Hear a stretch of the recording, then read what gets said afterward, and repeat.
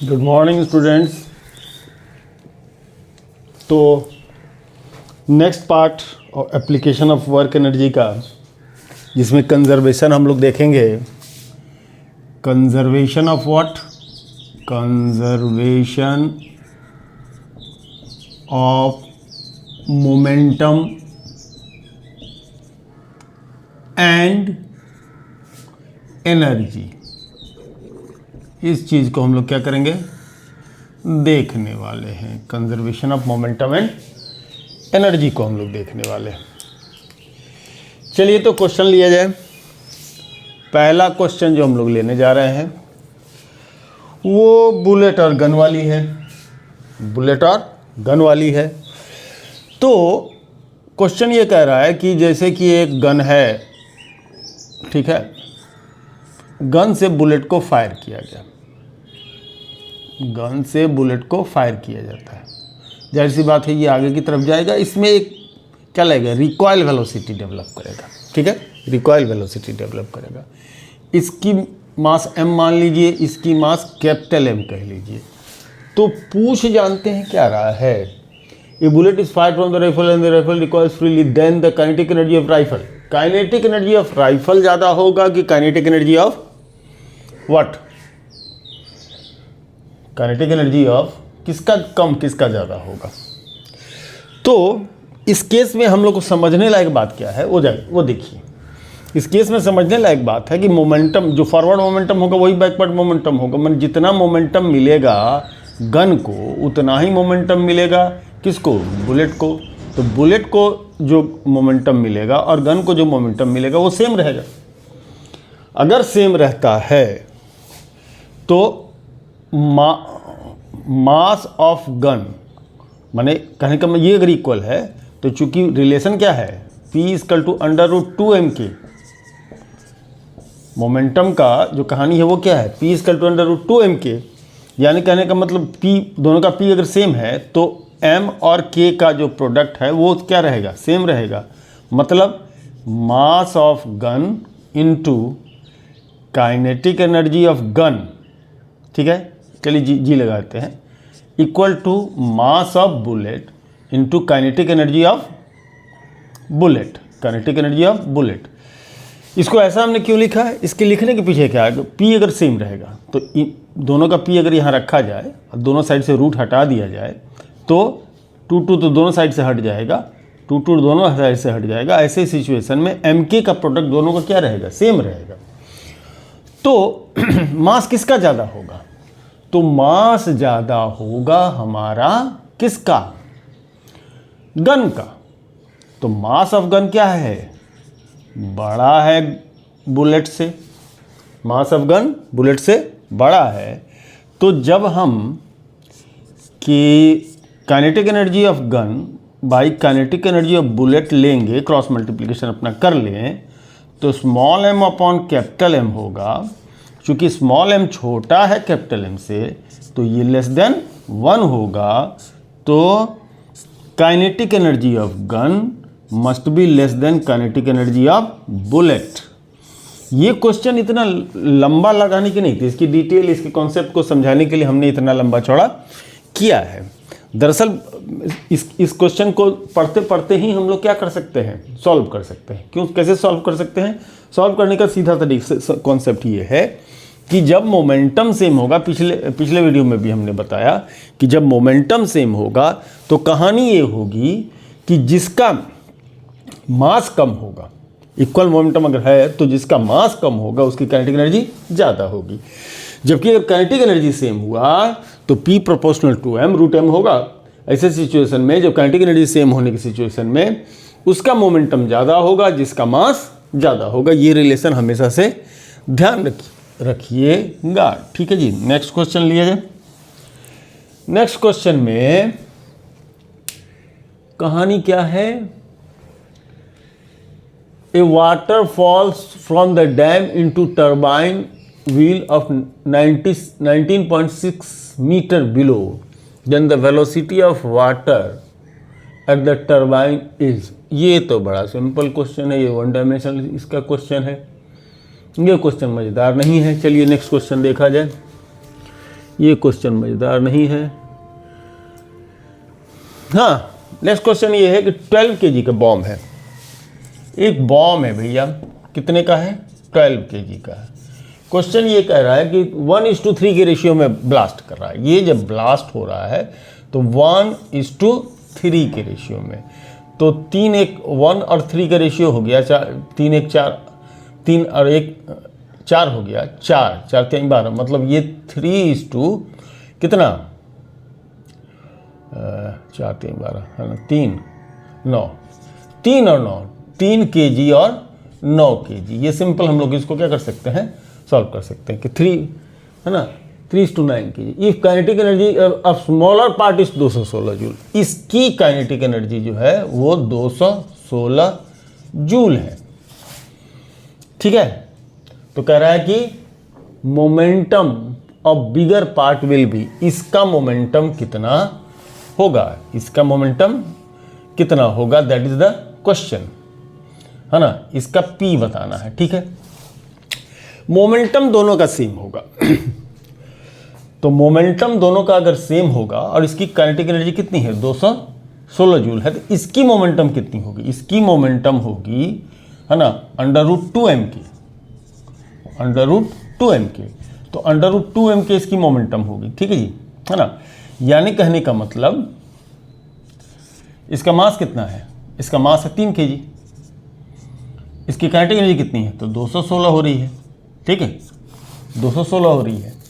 तो ऐसे में जो इसका मोमेंटम होगा वही इसका भी मोमेंटम होगा, तो सीधे सीधे मोमेंटम हम लोग इसका निकालें और तो हम क्या होगा, उससे 9 kg वाले का भी मोमेंटम निकल जाएगा। अब ऐसे में कोई फंस सकता है कि भाई मोमेंटम इसका पूछा है, काइनेटिक एनर्जी इसका दिया, कोई टेंशन नहीं, इसका जो भी मोमेंटम होगा उसको आप निकालें काइनेटिक एनर्जी की मदद से और निकाल करके क्या कर दें, उसके मोमेंटम के बराबर कर दें। तो 2 3 जा 6, 216, 2 3 जा 6, है ना, 2 3 जा 6, ये हो गया 6 × 216।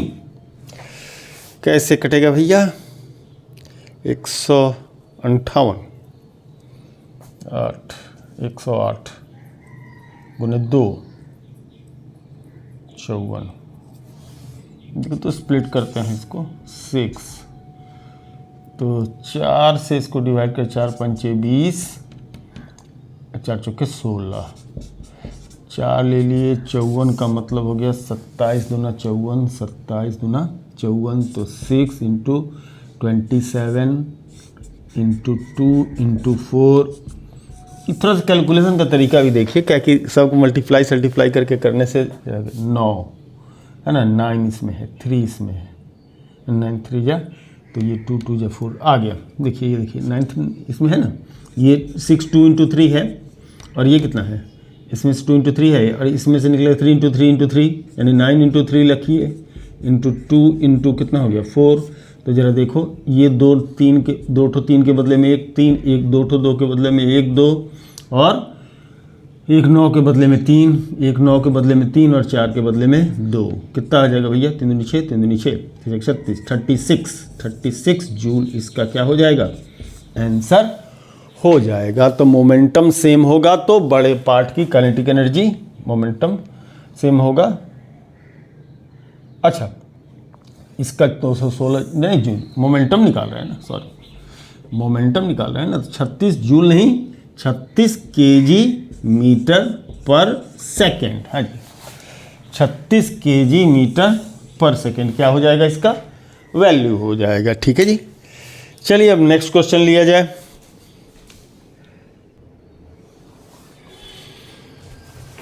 नेक्स्ट क्वेश्चन हम लोग का ये है कि there is a ball of mass 0.5 kg and it is thrown upwards, और ऊपर की तरफ क्या किया जाता है, उसको भेजा जाता है। किस स्पीड से भैया, तो 14 मीटर पर सेकंड की स्पीड से, और वो कितने हाइट तक जा पाता है, तो वो जा पाता है 8 मीटर, और 8 मीटर के हाइट तक वो जाता है।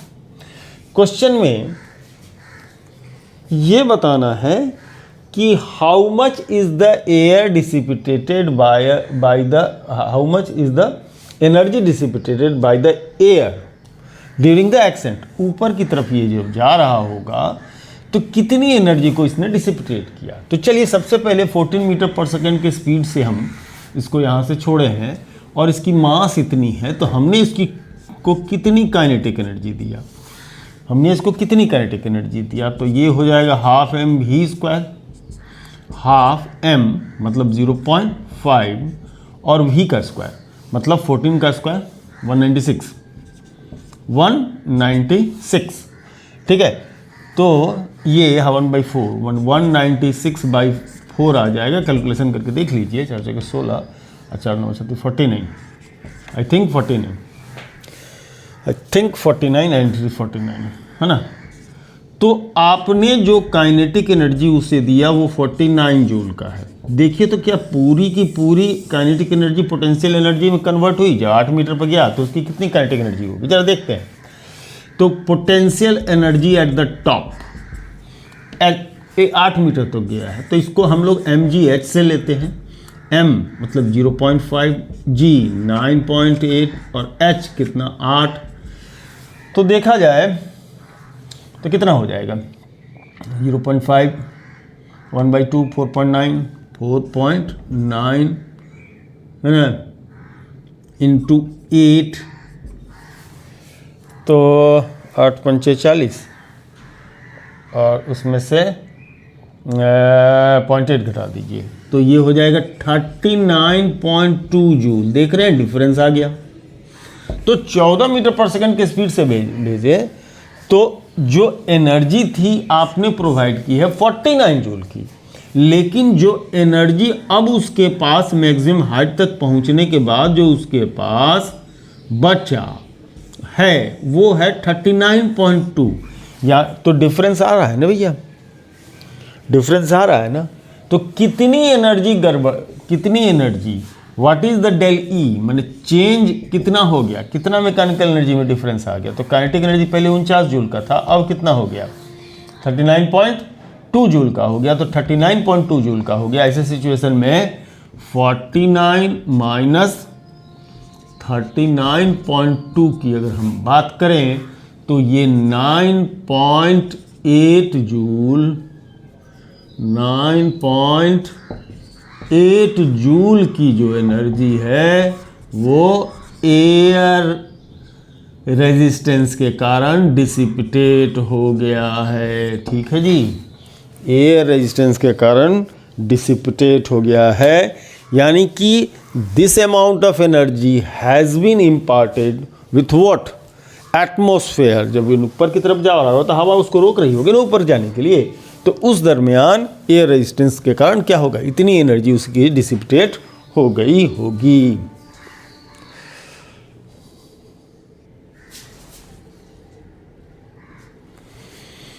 चलिए एक क्वेश्चन है, जरा सा समझने की बात है। There is a man and a boy, the man is running, the boy is also running. Man भी दौड़ रहा है और लड़का भी दौड़ रहा है। सिचुएशन ये है कि इस समय मैंने फर्स्ट इंस्टेंस में मैन की काइनेटिक एनर्जी बॉय के काइनेटिक एनर्जी से, बॉय के काइनेटिक एनर्जी का हाफ है। अगर वो अपने स्पीड को 1 मीटर पर सेकंड से इंक्रीज कर लेता है तो उसकी काइनेटिक एनर्जी बॉय के काइनेटिक एनर्जी के बराबर हो जाता है।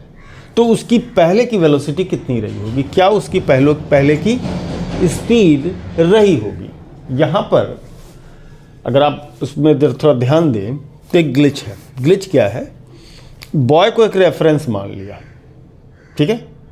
एक्चुअल में क्या करना चाहता है इस क्वेश्चन को, अगर दूसरे तरीके से बोलने की कोशिश किया तो सीधे कह दिया जाएगा अगर 1 मीटर पर सेकंड से उसकी स्पीड बढ़ा लेता है तो उसकी काइनेटिक एनर्जी डबल हो जा रही है। सिंपल क्वेश्चन है, डबल हो जा रही है ना। मैंने पहले बॉय के मुकाबले उसकी हाफ थी, अब उसके बराबर हो रही है, यानी कि अपनी काइनेटिक एनर्जी को डबल कर ले रहा है। सिंपल है ना। तो क्वेश्चन में कभी कभी क्या होता है कि बहुत छोटी सी बात होती है। कहने का मतलब ये हो गया कि अगर पहले की वेलोसिटी को भी मान लिया जाए तो बाद की वेलोसिटी को भी +1 हो जाएगा। तो ये जो काइनेटिक एनर्जी बनेगी, मैंने K2 कहें और ये K1 कहें, तो ये इसका क्या है, डबल है। यानी K2 K1 का क्या होगा, डबल होगा, डबल K1 होगा। ठीक है, मास तो सेम ही है, मास तो सेम ही है। तो 1/2 m v प्लस 1 का whole square equal to 2k1 यानी हाफ 2 तो रहेंगे, हाफ m v स्क्वायर। ठीक है जी, तो ये हाफ m दोनों साइड से हट जाएगा, तो v प्लस 1 का whole square equal to twice of v square, ऐसा है। ठीक है, तो v square plus 2v plus 1 equal to 2v square, एक साइड में ले लीजिए तो v square minus 2v minus 1 equals to कितना हो जाएगा, 0 हो जाएगा। ठीक है जी, है ना। ये बन जा रहा है क्वाड्रेटिक इक्वेशन। जरा इसको मैं देखिए, दोनों साइड 2 को ऐड कर दीजिए, दोनों साइड 2 को ऐड कर दीजिए और फटाफट कैलकुलेशन को देखिए जरा सा। तो v माइनस 1 का होल स्क्वायर इजकल टू 2। ठीक है, तो v minus 1 equal to √2, minus नहीं लेंगे क्योंकि वेलोसिटी माइनस में आएगा नहीं इसका, है ना, वेलोसिटी माइनस में लेंगे नहीं। तो v इजकल टू कितना होगा, √2 प्लस 1, यानी पहले की स्पीड कितनी रही होगी उसकी, √2 प्लस 1 रही होगी। बड़ा ही ट्रिकी और चिटी क्वेश्चन था, इसमें दम धड़ाका कुछ था नहीं। ठीक है जी, चलिए तो नेक्स्ट क्वेश्चन हम लोग देखते हैं।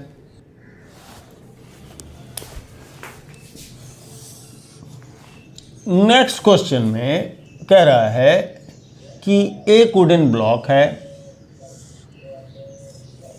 एक बुलेट कोई सर्टेन वेलोसिटी से आ रहा है और वो जब 3 सेंटीमीटर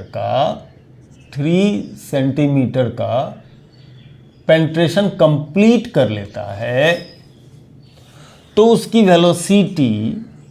वेलोसिटी हाफ हो जाती है। वेलोसिटी बिकम्स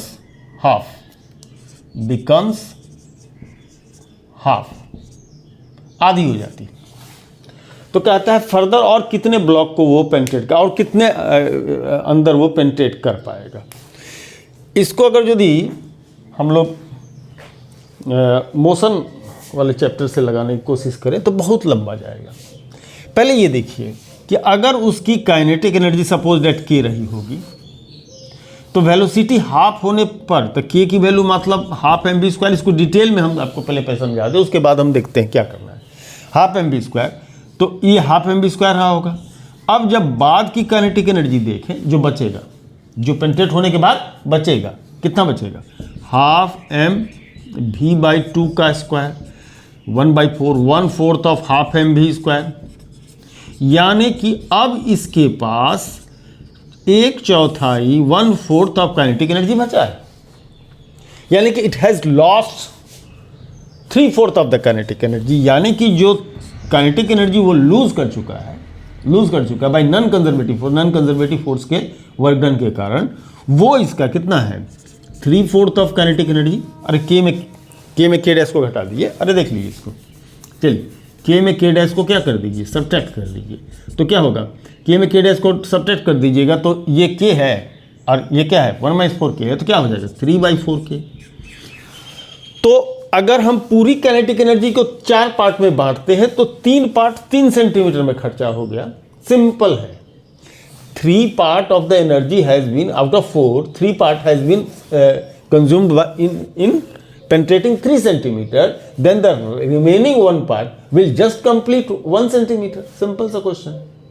अब जो रिमेनिंग पार्ट है ना, तो रिमेनिंग पार्ट कितने को पेनिट्रेट कर पाएगा, तो रिमेनिंग पार्ट जो है, remaining part will penetrate what 1 centimetre. Simple सा बात है, 3 माने 3/4 3 सेंटीमीटर को, तो 1/4 1 सेंटीमीटर को। सिंपल है ना, है ना इंटरेस्टिंग क्वेश्चन।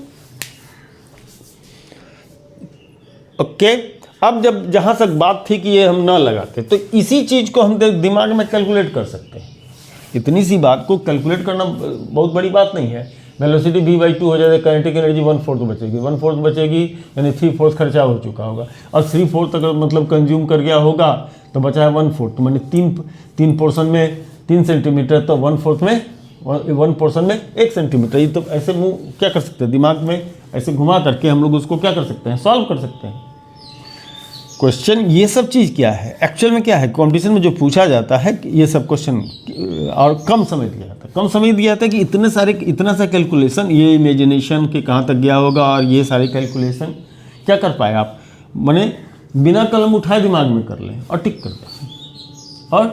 कर दें माने ये एबिलिटी होनी चाहिए। तो किसी भी कंपटीशन में ऐसे किसी भी क्वेश्चन के पूछे जाने के पीछे का कारण ये होता है 30 सेकंड के अंदर इसको कैलकुलेट करके टिक करिए। ओके, चलिए नेक्स्ट क्वेश्चन देखा जाए। अगला क्वेश्चन एक हम लोग का इफिशिएंसी से रिलेटेड क्वेश्चन है। इफिशिएंसी से रिलेटेड क्वेश्चन है कि देयर इज ए मशीन, एक मशीन है और वो 75% इफिशिएंट है और इट यूजेस कंज्यूम्स, जो भी कह लीजिए, consumes 12 joule of energy to lift a mass of 1 kg, ठीक है, 1 kg।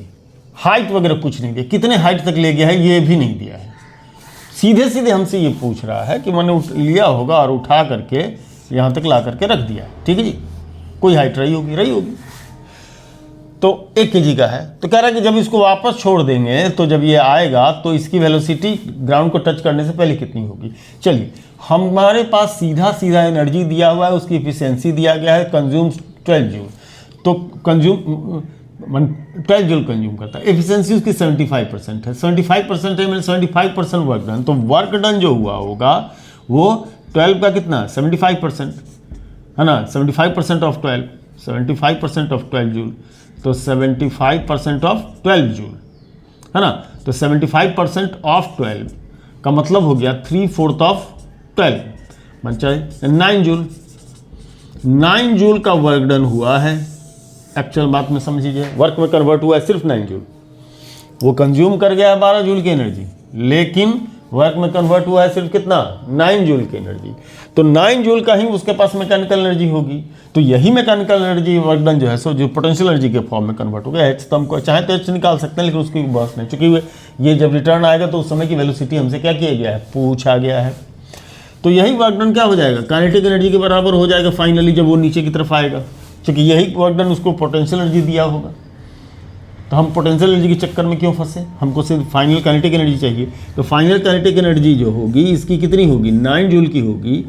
1 kg का ये ऑब्जेक्ट है, 1 kg का ये क्या है ऑब्जेक्ट है, तो ½ mv² = 9, तो v² = 9 × 2/m, तो v² मास उसका 1 kg प्रोवाइडेड था, 1 kg है, तो v² 9 × 2 रह जाएगा, है ना, तो v की वैल्यू 3√2 मीटर/सेकंड की हो जाएगी, ठीक है ना, ये जो वेलोसिटी हो जाएगी वो किसकी 3√2 की हो जाएगी मीटर/सेकंड। ऑप्शन में √18 दिया है, बाबू वो भी सही है, 9 × 18 होगा ना, v की वैल्यू √18 भी हो सकता है, ठीक। तो ये रही इसकी बात। चलिए हम लोग अगला क्वेश्चन देखा जाए।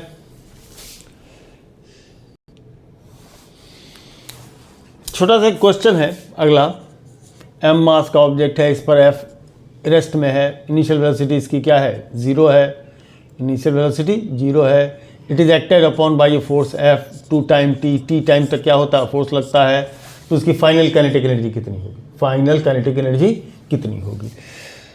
तो क्या करें कैसे निकालें फाइनल काइनेटिक एनर्जी, कैसे निकाला जाए। तो what is del P, impulse imparted, change in momentum, force into time, force into time, del P है ना, चेंज इन मोमेंटम। तो एक्चुअल में इनिशियल मोमेंटम 0 रहा होगा, तो इसको p = ft ही कह लीजिए, ft ही कह लीजिए, है ना, ft कह लीजिए।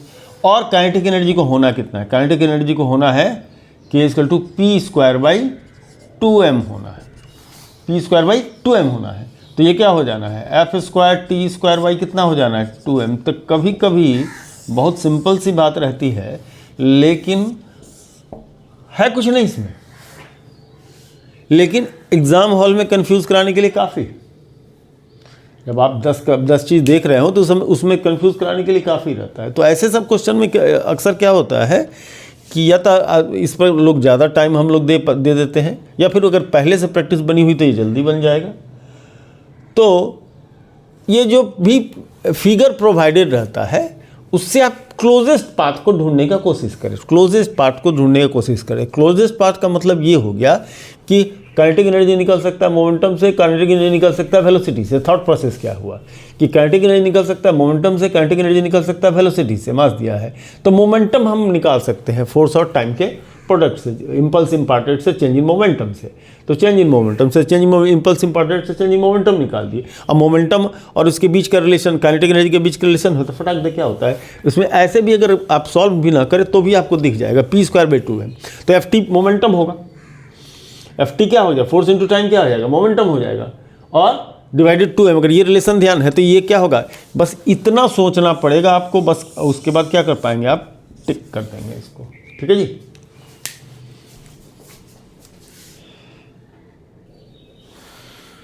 नेक्स्ट क्वेश्चन बड़ा ही इंटरेस्टिंग है, अच्छा कॉन्सेप्ट दिया हुआ है। यहां पर 2 मासेज हैं, आइडेंटिकल मासेज, एक है B और एक है A, करेक्ट, एक है A। जितना मास इसका है उतना मास है, ये M मास का है तो भैया ये भी M मास का है।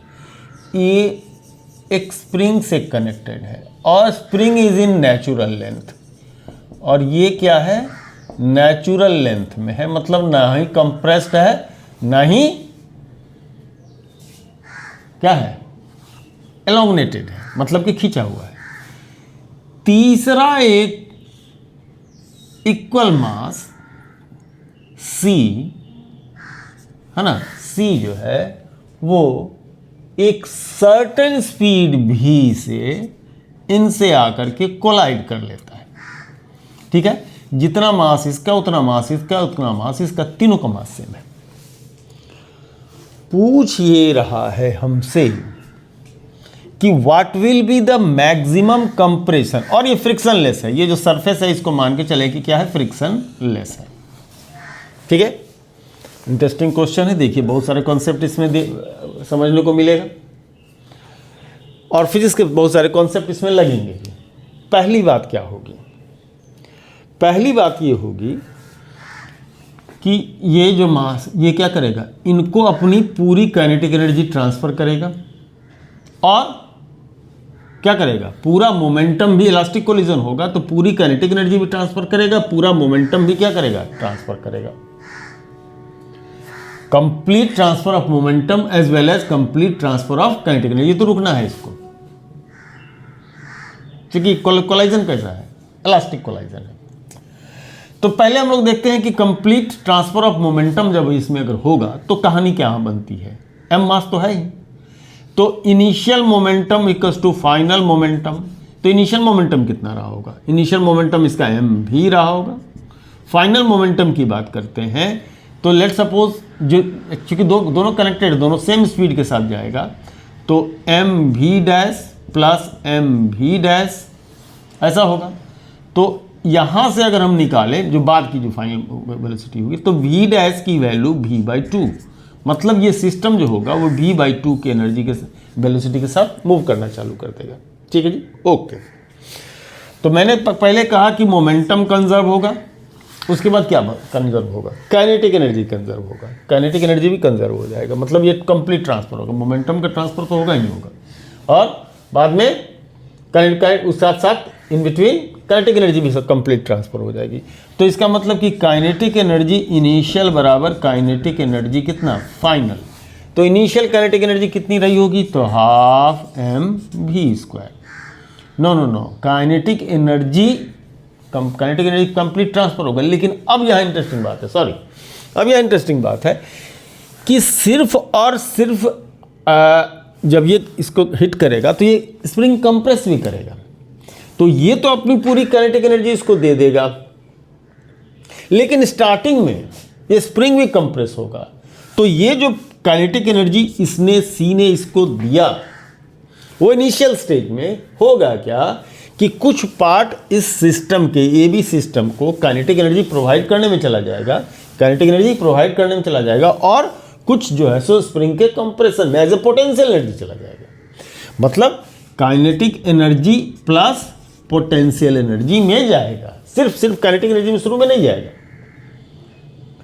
हालांकि बाद में ये होगा कि वो एक्सपेंड होगा, बाद में ये होगा कि वो स्प्रिंग एक्सपेंड होगा, एक्सपेंड होगा तो फिर से क्या होगा, वो काइनेटिक एनर्जी फिर से पोटेंशियल एनर्जी फिर से क्या होगी, काइनेटिक एनर्जी में चली जाएगी, या ऑसिलेट करता रहेगा, मतलब उस सिस्टम के अंदर रहेगा, ऑसिलेट कर जाएगा, या वो complete transfer of kinetic energy हो जाएगा, ये अलग बात है। लेकिन इनिशियल स्टेज में वो स्प्रिंग कंप्रेस होगा, यानी कि जो एनर्जी सी था वो जो इस सिस्टम को दिया वो दो पार्ट में कन्वर्ट करेगा, काइनेटिक एनर्जी और पोटेंशियल एनर्जी में। तो ऐसे सिचुएशन में यहाँ क्या हो जाएगा, हाफ m नहीं अब 2m होगा, क्योंकि इसमें दो मास है, दो मास है, तो 2m v स्क्वायर, तो v/2 का स्क्वायर हो गया, क्योंकि अब तो इसकी स्पीड कितनी है, v/2 का स्क्वायर। और स्टोर्ड पोटेंशियल एनर्जी के विषय में हम लोग क्या एक्सप्रेशन जानते हैं, k is the spring constant provided है क्वेश्चन में, तो हाफ k x स्क्वायर। तो जरा सा देखिए, सब कुछ काट छांट के जाएंगे तो ये है हाफ mv स्क्वायर, और यहाँ v²/4 हो जाएगा, तो ऐसे में v²/4 2 कट जाएगा, तो हाफ है ना, तो हाफ रखिए, v²/2 2 कट जाएगा, तो कितना हो जाएगा चलो सब सिंपल करके देखते हैं, है ना। तो 4 2 8 1/4 mv square, 1/4 mv square plus 1/2 kx square. ऐसा कीजिए, 1/2 निकाल के फेंकिए, तो mv स्क्वायर इजकल टू कितना, 1/2 mv स्क्वायर प्लस कितना kx स्क्वायर, ठीक है जी, kx स्क्वायर होगा, है ना, 1/2 kx square, half mv square, ठीक है। तो kx square equal to half mv square, kx square equal to kx square equals to, इसको इधर लाएंगे तो हाफ mv स्क्वायर, बिल्कुल सही, हाफ mv स्क्वायर, तो x square equals to X square equal to, है ना,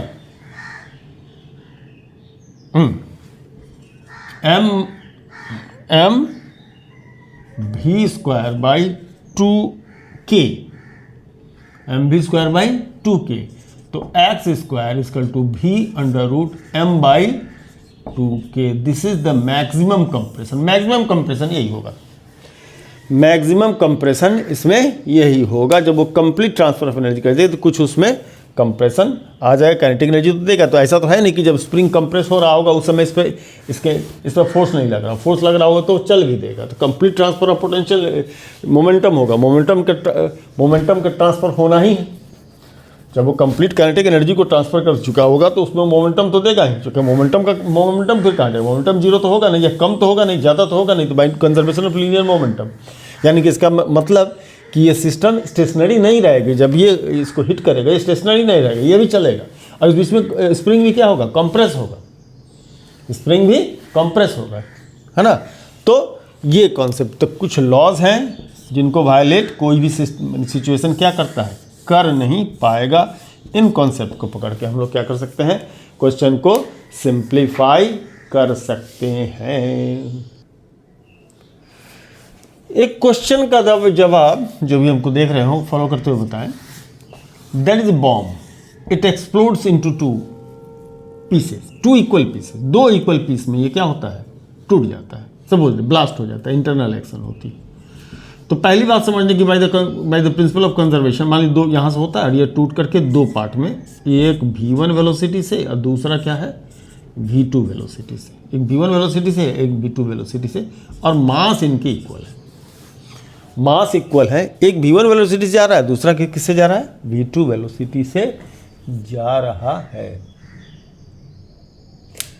क्या ये पॉसिबल है, क्या ये पॉसिबल है, नहीं पॉसिबल है। नहीं पॉसिबल इसलिए है कि दोनों मास सेम, अगर यदि दोनों मास अगर सेम हुए तो वेलोसिटी भी क्या हो जाएगा, सेम हो जाएगा।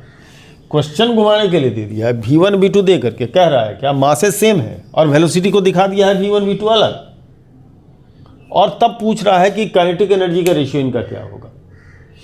तो भैया अगर मास सेम होगा, क्वेश्चन काफ़ी confuse, mv1 equal to mv2 होगा, क्योंकि दोनों का मोमेंटम क्या होगा, सेम होगा। इधर का फॉरवर्ड मोमेंटम, इसका बैकवर्ड मोमेंटम क्या होगा, सेम होगा, क्योंकि इनिशियल मोमेंटम इसकी 0 थी।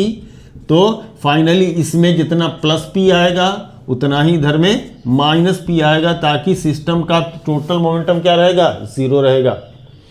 सिस्टम का टोटल मोमेंटम 0 रहेगा। तो सिस्टम का टोटल मोमेंटम चेंज नहीं हो सकता, by the principle of conservation of linear momentum के हिसाब से चलते हैं। तो mv1 इक्वल टू mv2 होना है।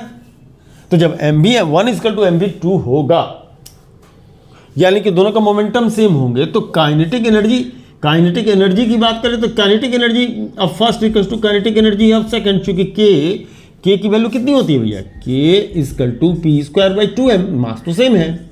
तो जब मोमेंटम दोनों का सेम होगा तो काइनेटिक, डायरेक्शन अपोजिट होने से काइनेटिक एनर्जी कुछ लेना देना है नहीं, डायरेक्शन अपोजिट होने से काइनेटिक एनर्जी को तो कुछ लेना देना है नहीं। तो काइनेटिक एनर्जी का मोमेंटम सेम होगा तो काइनेटिक एनर्जी भी क्या होगा, सेम होगा। अब आप सोच रहे होंगे कि सर ये वेलोसिटी को डिफरेंट क्यों दिखाया गया, बेवकूफ़ बनाने के लिए, ताकि आप कंफ्यूज हो जाए।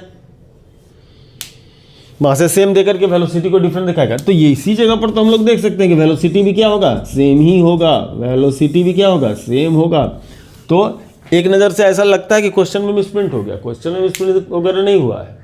क्वेश्चन ने आपको कंफ्यूज करने के लिए दे दिया है कि अगर इक्वल मासेस में स्प्लिट अप होगा तो वेलोसिटी भी सेम होगी, चूंकि मोमेंटम दोनों का सेम होगा। मोमेंटम दोनों का सेम होगा तो काइनेटिक एनर्जी भी दोनों की सेम होगी। तो ये था इसके पीछे का ग्लिच, ठीक है ना। तो ये वो दिखाना चाह रहा था, ठीक है जी।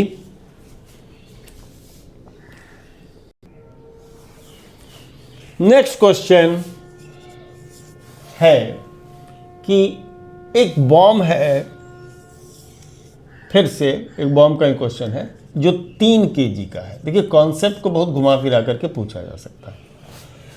और it splits up into 2 kg and 1 kg, the smaller goes with a speed of 80 metre per second, the total energy imparted to the fragment is, ठीक है। चलिए ये क्या होता है, एक 2 kg में और एक 1 kg में, 1 kg में टूट जाता है, अपोजिट डायरेक्शन में जाएगा, ये तो तय है। Smaller portion 80 metre per second के स्पीड से जाता है, ठीक है। तो 80 metre per second, question easy है लेकिन शॉर्टेस्ट पाथ कहाँ ढूंढेंगे, ये हमारा मेन पॉइंट है। तो ये 80 मीटर पर सेकंड के स्पीड से जाता है, इसकी मोमेंटम कितनी हो, तो पूछा ये है कि total energy released by the bomb कितना है।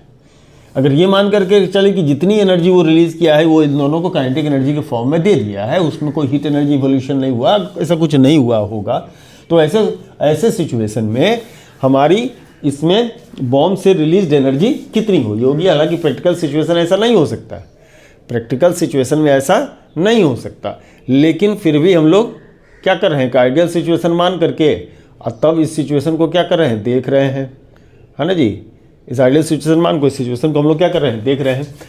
तो पहले ये देखिए कि इसका मोमेंटम कितना होगा, 1 kg 80 है तो ये 80 का मोमेंटम इसका हो गया, ठीक है। तो मोमेंटम हो जाएगी तो इसकी काइनेटिक एनर्जी कितनी हो जाएगी, है ना, इसकी काइनेटिक एनर्जी। तो चलिए टोटल, छोड़िए इस बात को, सीधे सीधे टोटल काइनेटिक एनर्जी आप देखें, टोटल काइनेटिक एनर्जी देखें तो kinetic energy of part 1 plus kinetic energy of part 2। अब देखिए इस ये भी पी स्क्वायर बाई क्या होगा, 2m1 होगा, तो ये क्या होगा, पी स्क्वायर बाई 2m2 होगा, सीधा। और पी दोनों में सेम होगा, पी दोनों में सेम होगा, तो ये क्या हो जाएगा, 80 स्क्वायर बाई 2 इंटू मास मतलब 1 kg प्लस पी स्क्वायर मानी 80 स्क्वायर बाई 2 इंटू मास मतलब 2 kg, मास मतलब 2 kg। 80 स्क्वायर बाई 2 को अगर यदि हम कॉमन कर ले तो 1 plus 1/2 that is 3/2, that is 3/2, 3/4, तो 3 इंटू, अरे इतना जगह है तो काहे को कंजूसी कर है ना। तो 80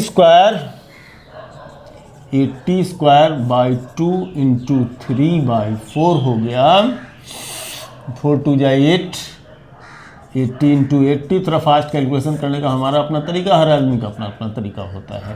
तो 10 800 में 2400, हर आदमी का अपना तरीका होता है कैलकुलेशन करने का, वो हमने इस्तेमाल किया। 4 2 8, 80 80, इसको 80 स्क्वायर को 80 इंटू 80 समझ लिए, 10 टाइम्स कर दिए तो 800, 800 इंटू 3 2400 जूल की क्या है टोटल एनर्जी है। देखिए क्वेश्चन में कोई बहुत बड़ा कॉन्सेप्ट नहीं था, लेकिन हम कैसे शॉर्टेस्ट, अब हम लोग लगते मोमेंटम सेम करते, इसकी वेलोसिटी निकालने लगते, तो ये फिर लंबा सा प्रोसेस था।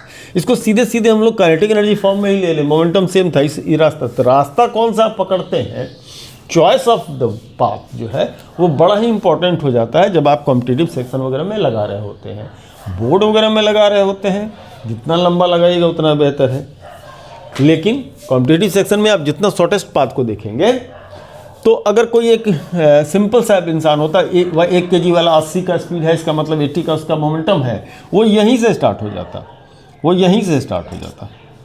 इतना से कैलकुलेशन करके क्या करता है, क्वेश्चन को टिक किया जा सकता था। तो smart approach is very important, है ना। किसी भी चीज़ में स्मार्ट अप्रोच क्या है, काफ़ी इंपॉर्टेंट होता है। चलिए, हम तो 40 मिनट से ज़्यादा का वीडियो बना नहीं पाते हैं, इसलिए इसको यहाँ रोकेंगे, फिर अगले वीडियो में इससे आगे की तरफ चालू करेंगे। धन्यवाद।